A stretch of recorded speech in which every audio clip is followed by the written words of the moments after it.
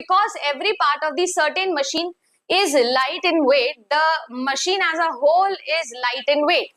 कोई छोटी से पर्टिकुलर केस के अंदर अगर कोई चीज सही साबित हो रही है, सही सिद्ध हो रही है, इसका मतलब है बाकी सभी जगहों पर भी वो सही होगी, तो इसे हम क्या बोलते हैं? कॉम्पोजिशन, एक्सेंट, डिविजन या एम्फिबली। तो इसे हम क्या बोलते हैं? इसे हम लोग बोलते हैं फैलेसी ऑफ कॉम्पोजिशन। देखो हमारे पास में जो है वो हम एक बात से, है ना, एक छोटे से एग्जाम्पल केस से हम लोग जो है वो एक यूनिवर्सल बात पर जा सकते हैं, या एक यूनिवर्सल थ्योरी को हम जो है वो एक प्रैक्टिकल केस के अंदर लगा सकते हैं। ये दो तरीके से हम चीजों को अप्लाई कर सकते हैं।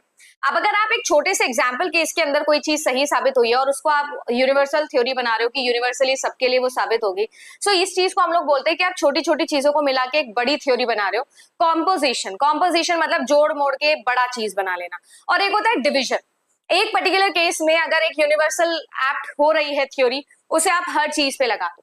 अब जैसे यहाँ पर बोला कि मशीन के सब छोटे छोटे पार्ट्स लाइट होते हैं, वेट के अंदर हल्के होते हैं, इसका मतलब जो मशीन है वो उन सब लाइट चीजों से बनी है, तो मशीन भी हल्की होगी।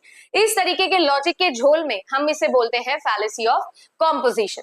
सेम इसका जस्ट ऑपोजिट होता है फैलेसी ऑफ डिविजन। हमेशा याद रखना, जब आप डिफरेंस करके चीजों को याद करोगे तो आप लोगों को याद ज्यादा होगा, चीजें बेटर याद रहेगी।